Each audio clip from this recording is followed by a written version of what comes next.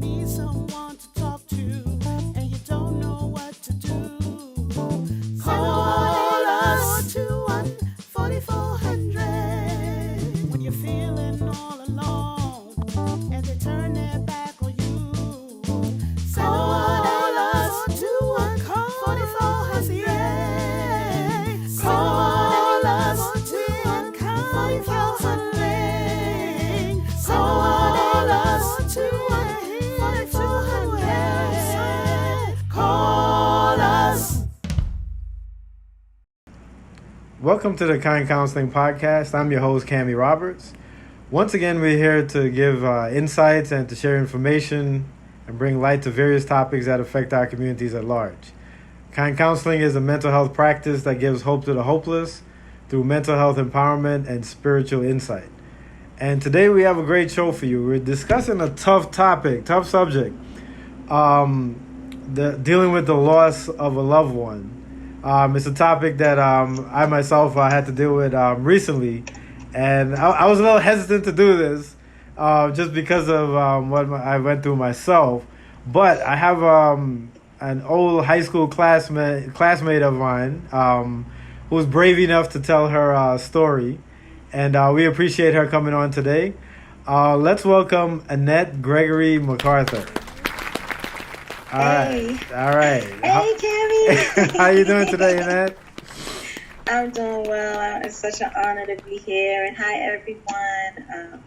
Like Cammy said, we go back Yeah. to the 80s. Boy. Brooklyn Tech days. And Right.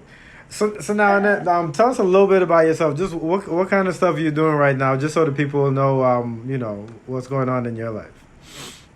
Okay, awesome. Thank you so much. Well, everything I've ever done has always been with the desire to add value to someone else, to help to, see someone become more. Growing up in, Farragut projects, so much despair was seen, and it was just imparted to me that this is just where we live. It's not who we have to become. And so I wanted others to get that message. So I went into education, and now currently I have a podcast to help others to continue to live through the laws called Authentically Me by Annette Gregory McArthur. I'm a small business consultant. I educate, empower, and protect small businesses as well as individuals and families. So again, it's always to make sure that we have a voice and that we're heard. And and then reconnecting with great people and just valuing those relationships. So all right. Okay. So Annette, obviously, as we talked about in terms of losing a loved one, if you could just tell us a little bit about what happened with your husband, and he passed away 2 years ago or 1 year ago? 2 years ago. 2 years ago. All right. So if you could just tell us a little bit about the backstory. Yeah, my husband was my king, and I always joke because he was 6'4", 250 pounds, and fine,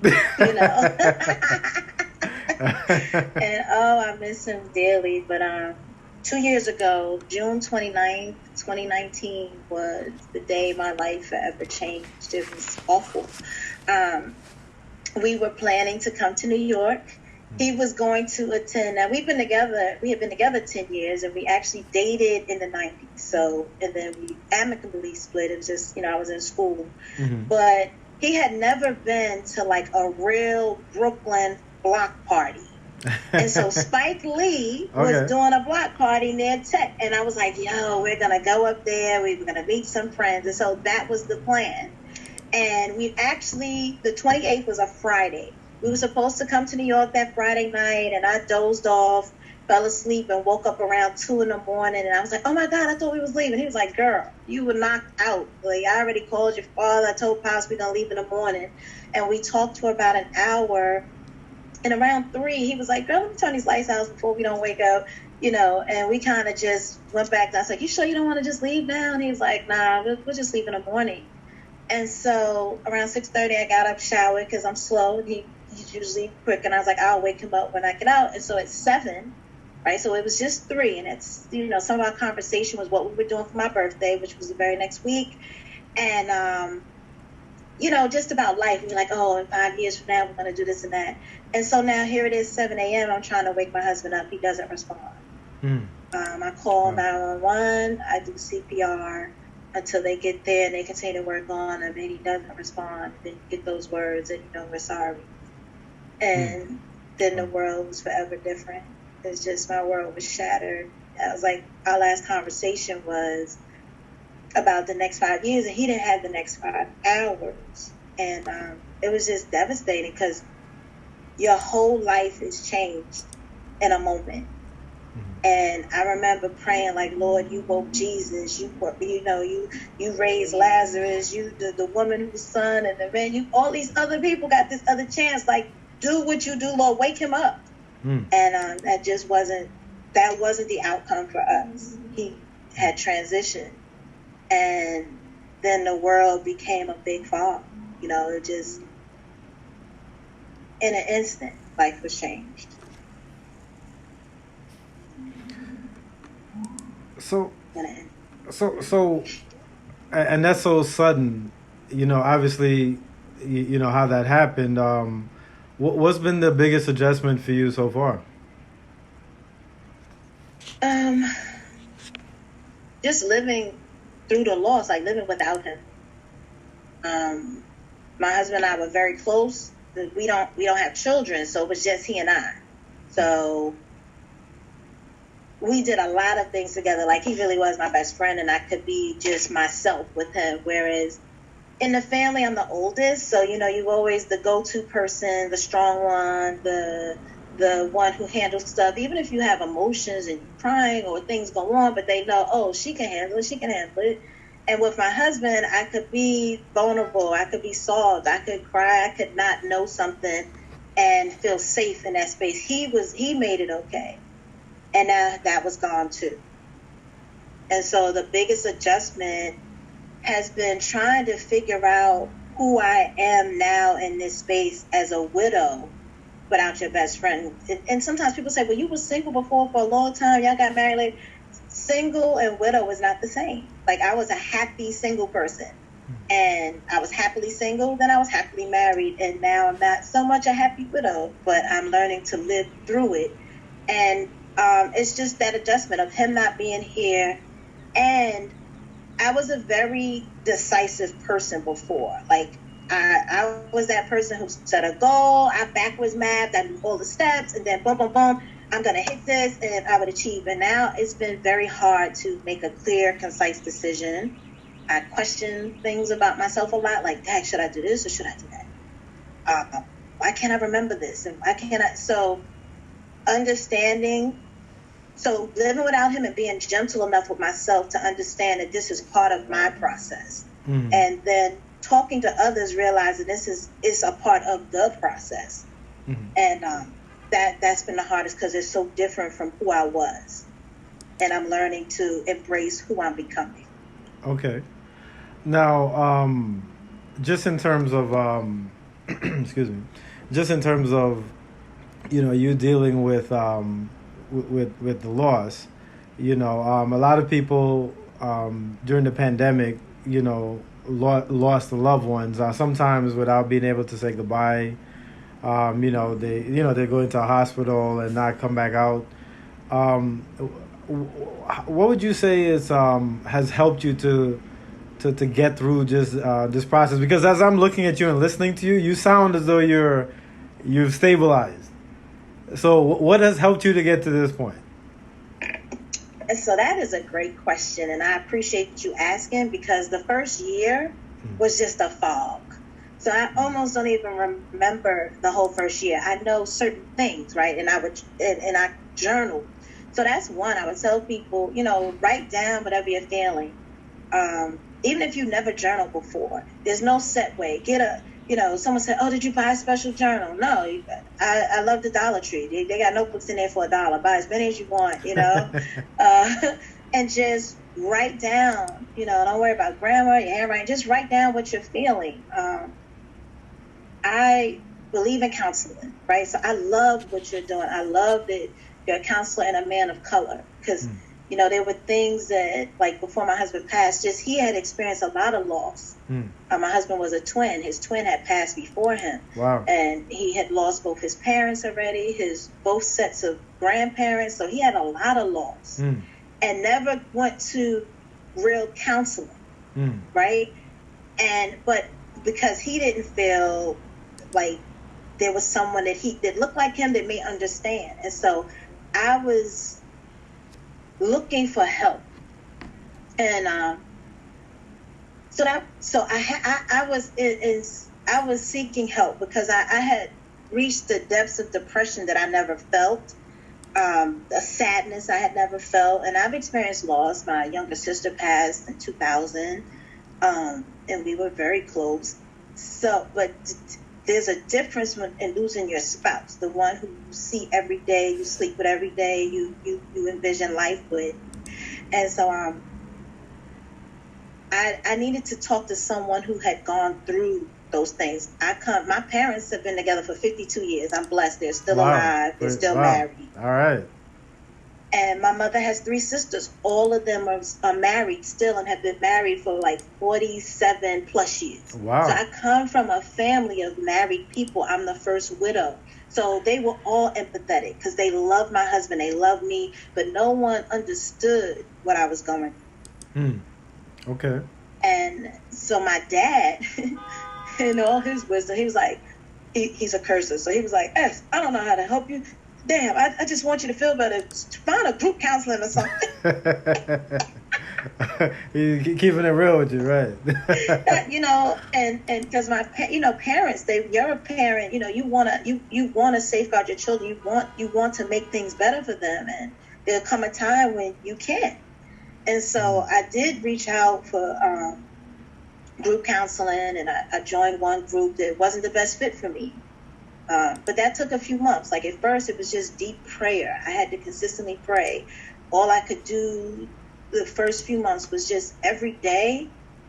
Now, I used to shower multiple times. My husband used to laugh. Like, I go to work, I worked in the school system, I come home, I got to shower again because it's stuff for the day. And, if we worked out, then I got to shower again. And, if we were intimate, then you got to shower again. Like, oh, God, so he used to laugh. So the fact for me that I could shower, but it's just once. I would get up and shower. And that was the accomplishment for the day. Wow. Okay. And that was it. And so I would pray, and I'd cry, and I'd pray, and I'd cry, and I'd cry, and I'd pray. You're listening to the Kind Counseling Podcast. Feel free to hit the like button and subscribe to our YouTube channel. Now back to the show. All right. So Annette, you said you were praying and crying and praying and crying. Tell me a little bit. What were some of the prayers that you were praying? I definitely was asking God to help me, to strengthen me. Because I love the Lord, and I do understand that God is in control. So I didn't really I did want to know why. Why did he feel like this wasn't too much? Why did he feel like I could handle this? Because the scripture tells us he gives us no more than we could bear. And I didn't understand how this wasn't too much for me to bear.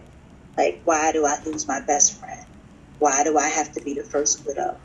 So I was praying for understanding, and there were different scriptures that were coming, and I was learning more about myself. And there's one scripture that I still hold on to try to help me remember how I want to live, the way, my husband, things I took from him. He was a very mild-mannered, he was a man's man, very firm, but mild-mannered. You rarely heard him, if ever, raise his voice. He used to tell me all the time, you don't always have to be in I wish a nigga would mode, like, and his part in the N-word, but that's what he would say sometimes, like, you always ready to pop off, like, you don't give nobody a break. And I'm like, yeah, because where I come from, you didn't have that leisure to do that. So he was like, but you don't have to be that way. And I'm like, so it's things that I was working on. So Proverbs, I think it's 3:17, where it says, her ways are ways of pleasantness, and all her paths are peace. And I wanted to live that way. I wanted to be pleasant. And, I was asking God, help me, show me the parts of me that need to be released. Show me the parts of me that are not of emblematic of who I am in you, Lord, you know, and who you are in me. And there were things that were being shown, and it was some of the things my husband used to tell me that I was already working on with the, you know, being ready to check you. You know, you wasn't gonna come at me crazy because I was gonna check you. And there were things that sometimes my husband would say, you don't have to worry about what other people do. You keep being you. Don't let the behaviors of others change you. Because, you know, and he always laughed because I'm a very giving person also. Like, if you know me, you know I'll give and I'll help.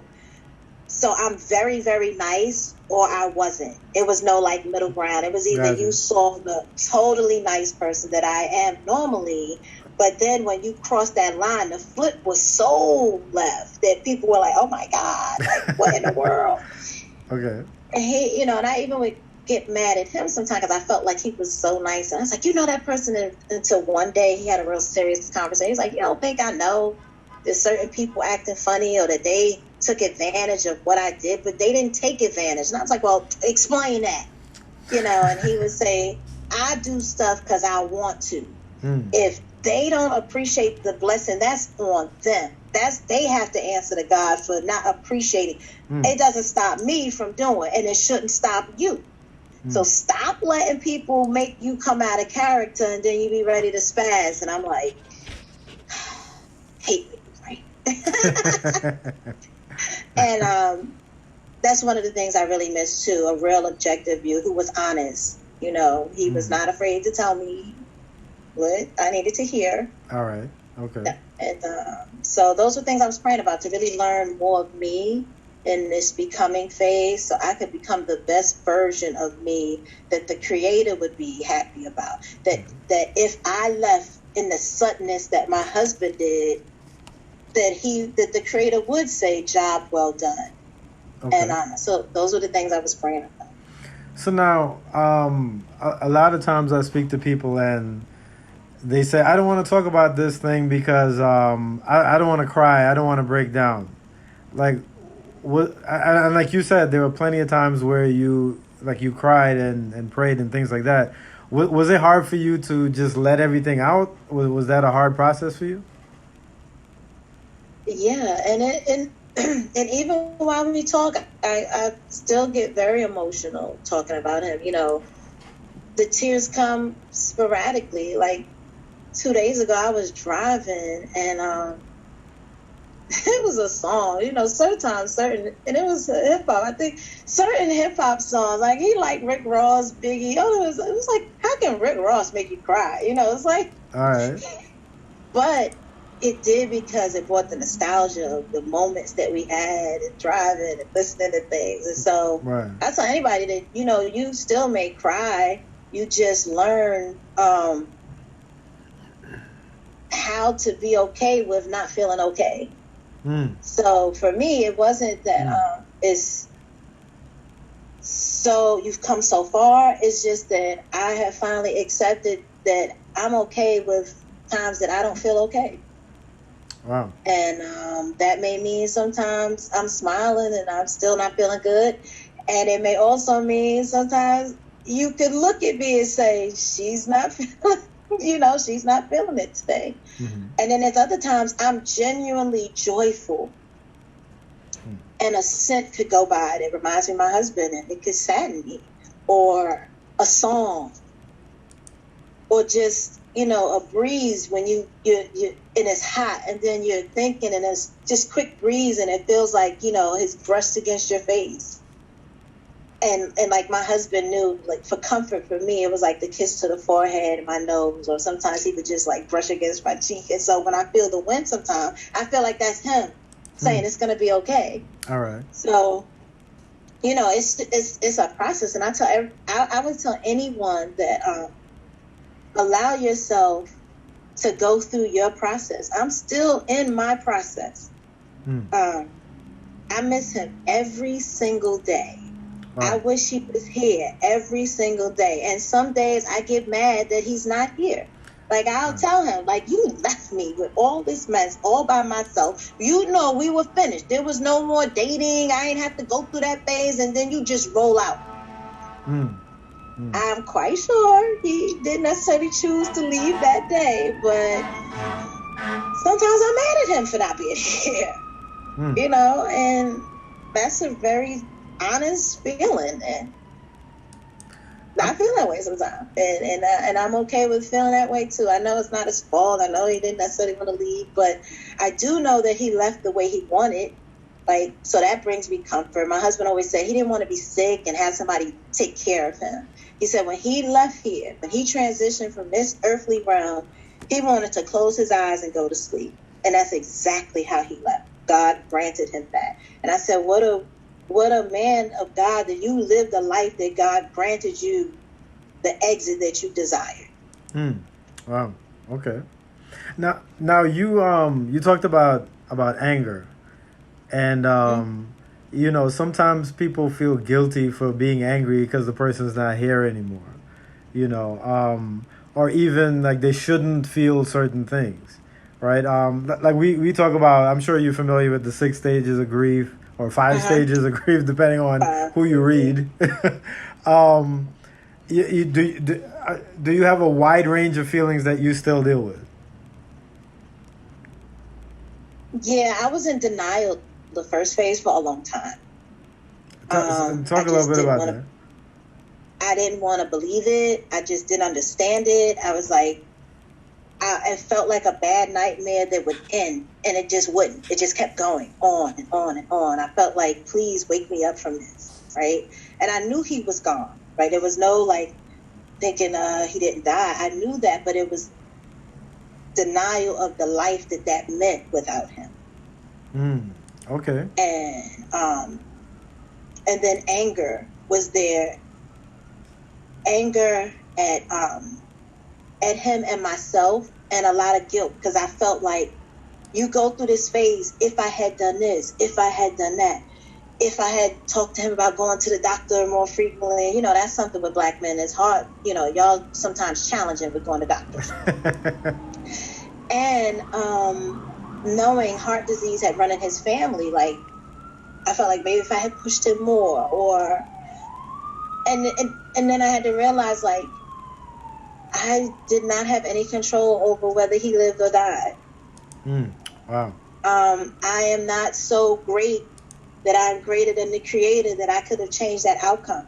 And I'm just really coming to acceptance of that part, because for a long time, and it's through counseling. I have a phenomenal counselor. As I was saying before, I did some group counseling, then I wanted individual counseling. And, I would want people to know to not be afraid to interview your counselor.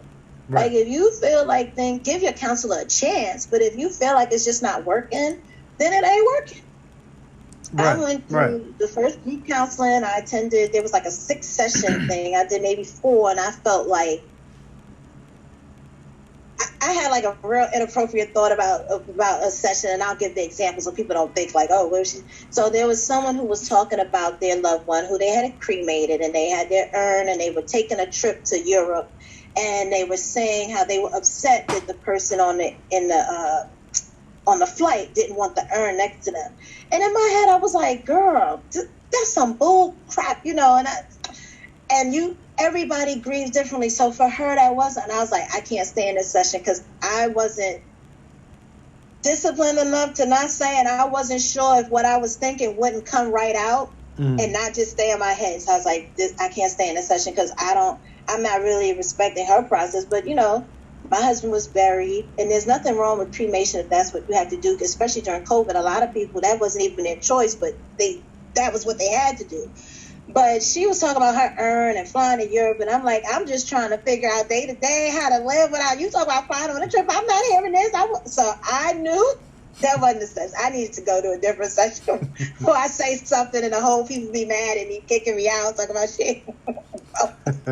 So I politely exited, and but I did ask that they had 2 counselors in that session, and one was white, one was black, and I asked to have some individual counseling, and it was very rote, like, you know, how do you feel about your husband's death? I'm angry, I'm sad. And then, well, why are you angry? And I'm like, what? Like, my husband died. What you mean? Right. And I know those are some of the questions that had to be asked, but it was the way. I didn't feel any connection. I felt very textbooky. Like, I'm going to ask you a question. You kind of lay on the couch and just tell me. I needed more. I needed you to interact with me and be compassionate. I needed to feel that you cared. And I needed to feel that you genuinely wanted to see me get better. And I wasn't getting that with them. So I found another session. It was like in Southeast DC, a bunch of people that looked like me. I was the only one who lost a spouse, but their loss, they could relate to me. Some were a little older, so they looked at me like a daughter. And some, you know, it was just a better connection. And then that counselor, I asked her, she's an individual counselor. She did, and my counselor is phenomenal. She gave me great tips. It's through that counseling that I'm able to, like, even have this conversation now. And that I can see my own growth. When we talk about that anger, some of the anger was because of lack of forgiveness, right? Okay. So I had to go to God with releasing some of that and helping me, and scriptures would come on forgiveness. And then I had to, like, write down, what is it you want, you know, I was angry at my husband for leaving, and I had to forgive him, even though it was death, right? I still felt like he left me, something he promised that he wouldn't do. And then I was saying, what did you, because he said till death do us part, but he did keep his promise. So I had to keep it in perspective. I felt like you left me, but he promised to stay with me until death do us part. And he kept his promise. All right. Okay. Okay, that's true. And so I had to forgive him and myself for being angry at him doing what he said he was going to do. He said he would never leave me. He would never cheat on me. Like, we were going to ride this thing out. And I was like, you're supposed to be with me the rest of my life. But he was with me the rest of his life. Wow. That's good. I like that. And it took me a minute to get that. And once I got it, then it was easier to not be so angry. And then people who I felt hurt me, and then in turn I was hurting people, because I was, you know, some people got cursed out because they were saying things to me that I know they were well intended. And I want people to know sometimes people don't know what to say. True. And because I was hurting, because I've never lost a spouse, I didn't know what to say back. So when people say, oh, you're young, you'll get married again, I cursed at least 3 people out. Like, what the F? I love my husband. Why would you say that? And they didn't mean anything. Right. But that wasn't the most appropriate thing to say to someone who just lost their spouse, right? Or I did a podcast episode on things we shouldn't say. Someone else, oh, God, don't make no mistakes. We know that, but that's not really comforting to someone. Right. Just say, just say, I'm not sure what to say. That is comfort. To tell someone, I'm just here and listening ear, that is comfort. And then to let them be, and don't compare. Like, people would make me so angry. I know how you feel. And I said, oh, you lost your spouse too? No, my sister died, or my father died, and it's nothing to belittle their loss, but you really don't know how I'm feeling. Now, I could relate to this one particular person, because they lost a sister, and so did I. But like, even my husband, I knew the feeling of the loss of a sibling, but I didn't know the depths of his loss because he was a twin. So I didn't fully understand sharing a womb with someone. And every year, your birthdays have been together, and the first one that you don't share together is because he's no longer here. Because even after we dated, their birthdays, we celebrated both of them. So if people knew, like, don't compare your loss. Loss is loss, but it's different depths of it, and I understand. Or sometimes people even say, my pet died, and I'm a pet lover, so pets really do become part of the family.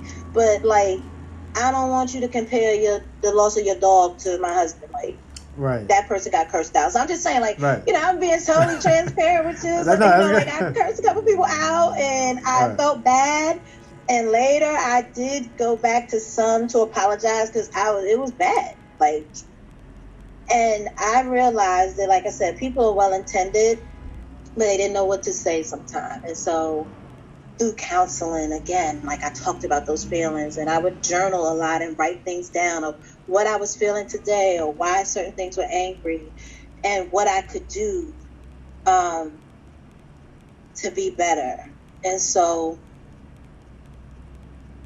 I'm at a phase now that I'm more aware, because I realize widow's fog is real. I didn't know it was real. because I couldn't remember anything. Like I would have a hard time with basic stuff. Like I couldn't remember if I had eaten. Wow. And like, how do you not know? You know what I'm saying? And I couldn't remember, like, Dad, I drove, I parked, where did I park? You know, but not like, you went to the mall and forgot. Like, literally, I couldn't remember. And I usually parked in the same space.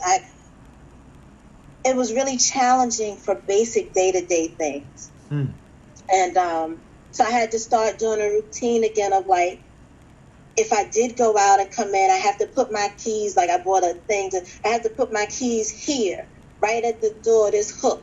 So now I always knew they should be on the hook to try to bring some normalcy for myself, because my world was uprooted and nothing seemed real. So as the fog started clearing, which was why I went on a trip this year, for year 2, I was very much aware that life is forever different.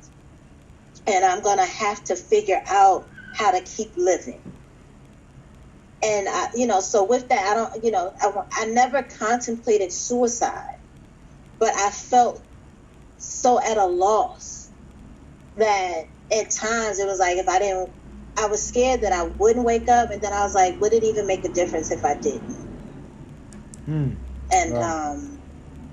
So it took a lot of, like I said, being consistent with therapy. I would tell anyone who has a loss to seek out a counselor, ask them questions if you feel uncomfortable. You know, give it some time, because sometimes it could just be the breakthrough of the trauma you're dealing with. It hurts. When people make you address a hurt, it hurts. But if you just don't feel a connection, then I would say seek someone else out. No. And be patient. Okay, good. Now, I know you do the podcast. I believe is it in memory of your husband, or is it just? You know what? It started in honor of him, because I knew that I felt very alone. He and I lived in D.C. by ourselves. I'm from Brooklyn. All my family is here. Is in Brooklyn. And so I was very alone, and I'd be really sad. And my family, everyone wanted me to move back to New York. I felt like if I left, I might be leaving him. You know, I was going through a lot of emotional trauma. So I said, if I was doing that and having people, I did have some support. What about the people who have no one? And so I started a podcast to honor him, in his memory. But I also wanted people to know that we can continue to live through the loss, and that a podcast, like I always tell people, we're in the living room, because that's usually where I am when I'm recording. So, but the living room, for it to be emblematic of giving us life, that we can rejuvenate one another, that they can listen in and hopefully feel like they're talking to me directly. And I always pray before each episode that it will bring life to someone, that they will hear something that will encourage them to keep taking another step. And Annette, what's the name of the podcast, just so people would know? Oh, okay. It's called Authentically Me by Annette Gregory McArthur, and it's like on all the which I was like, wow, it's it's on Spotify, Apple Podcasts, Stitcher. Look, it's on Amazon Music and Audible. One of my friends was like, you're on Audible. I was like, I don't know, maybe. She's like, no, you're on Audible. I'm telling you. And I have a subscription to Audible. And oh, wow. Okay. And I was on Audible.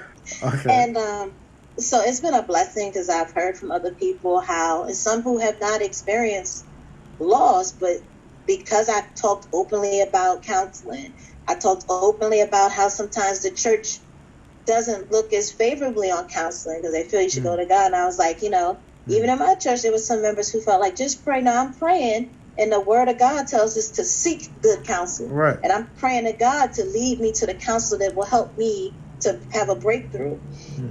And so I talked openly about that. And like one of the biggest testimonies for me was a young lady I went to elementary school with, who saw on Facebook that I was doing this, and she listened to one of the episodes with her daughters, and they were 18 and like 21. So they hadn't experienced loss of a spouse or anything, but she went through a divorce, and their home was broken.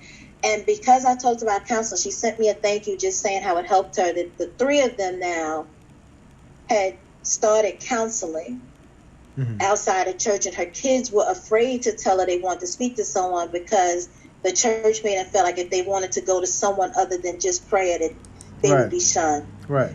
And she said she didn't know they felt that way. But because I brought that concern up in that particular episode that she listened to, it gave them the opportunity to have dialogue and share that they felt like they needed counseling. Now all three of them are in individual counseling and family counseling.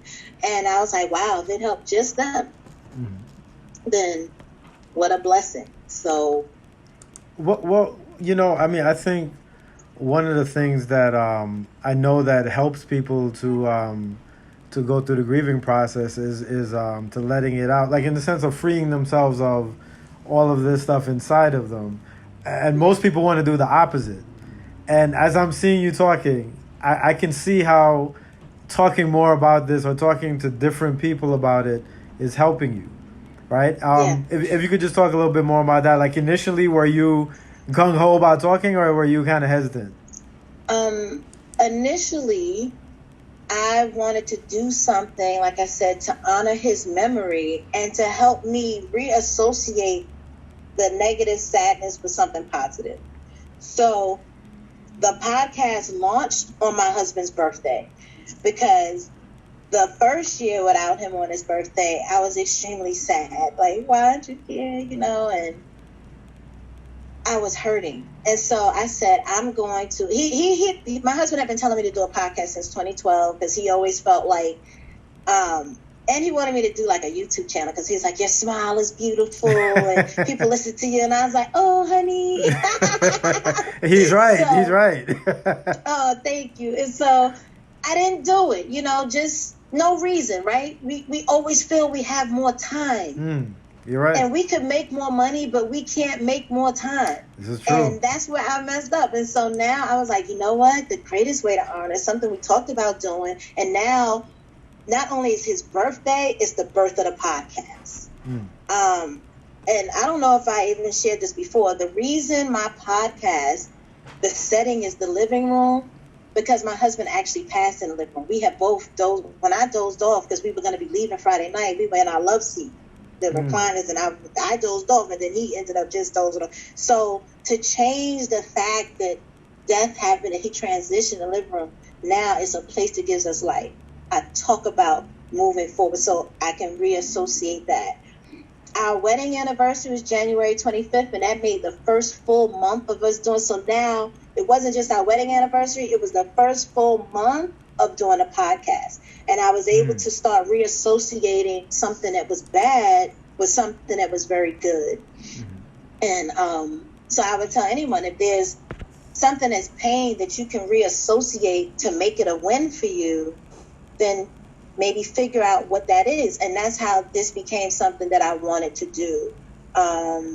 And when I hear feedback, like when I genuinely tell people, like, send me a message, an email, a text, or, you know, it really feeds my spirit to know that something helped somebody else, or you shared it with a friend that told you it helped. That gives me life. It helps me to say that, you know, his death wasn't in vain. Me doing this isn't in vain. That we are going to add value to the lives of others, and someone else may not have to grieve so hard or so long or be so sad. Wow. Where they feel like they can't breathe, because there were days I felt like I couldn't breathe. And if I could help someone be able to take a breath and feel like they've released something that's been weighing them down, then we all win. Okay. Well, and then listen, I know me and you could talk all day. You know, and maybe you could check back in with us, you know, just to see how you're doing and what other new projects you're getting yourself into. But I really just want to thank you so much for, I think it's so important that people share their stories, and so, you know, and you like you said, you help so many other people when you share about what you're going through, because so many people think they're the only one. Yeah. You know? Yeah. And I really just want to thank you so much for really just opening up and sharing your struggle and sharing your experience so that other people can benefit from it. Do you want to say anything, like, just to wrap us up or anything like that? Yep. One last thing, and I just thank you, Cam, for having me. You know, we're gonna be back and forth with each other's shows, clearly. Right. But something that a counselor shared with me that I try to share with anybody in conversation or recording, that I was an educator. I had a crisis management plan at school. You probably have one at your office if something happens. But I would tell everyone to get a crisis management plan for you. So if you're going through grief, if there's nothing else you can take this. I was very angry with friends for feeling like I've always been the go-to. I'm there. I've flown from D.C. to Atlanta to New York to Florida for different friends when things were going on. And I felt like people weren't available for me. But my counselor said to let people know what you need. And at first I was like, but I don't know what I need. And she walked me through it. She said, create something that's an emergency. So I said, well, I'm going to just use 911 because people know. And she said, write down the names of people who you feel support. And I did that. Step 2 was, now of the people you have, how many do you think can be available to you in an instance? So that now the list got a little shorter. She said, now take that list and call each one individually and ask them, in the event that you are having a crisis, could they stop what they're doing and be available for you? And I let them know that if I text you 911, I'm in a crisis. And I just need you to be available. That's good. There were a few friends that said they weren't in a position to do that. Like, their work didn't allow them to drop. I had one friend that said, look, I can be on a night shift. She was an administrator in a school, so she said, I can't be available till after 5. But then it stopped me from being so angry because I put them in position to help me. Right. That's good. And so if people can develop a crisis management plan, it'll salvage some relationships, and it'll let you see where you stand with people. Because I realized that I did do a lot for other people, and some who said they would be available were not. And I realized that I may have been depleting myself, and that was my own fault, not theirs. And now I was able to recognize how I have to keep my oil filled, Right. and replenish. And then once it's replenished, to be mindful of how I'm using it and to safeguard me. And so that in close, I would like everyone, develop a crisis management plan for yourself so that you can have, and it may be things like this. You're listening to counseling podcasts or authentically being, that might be part of your crisis management plan, but develop one and it'll help you through the grief process. Well, thank you. Thank you so much. And thank you for sharing that. You sound like you have a very good therapist. Yeah. She's awesome. She's on maternity leave right now. I'm devastated. Like, oh my God. She sent me a whole bunch of resources to keep going. Oh boy. So listen, and then let's stay in touch. And and I wish you the best with your podcast and all that you're doing. And thank you for coming once again. Oh, thank you, Cammie. Thank you for having me. And I appreciate you and all you're doing. Everybody, reach out to Kind Counselors. All right. We'll talk.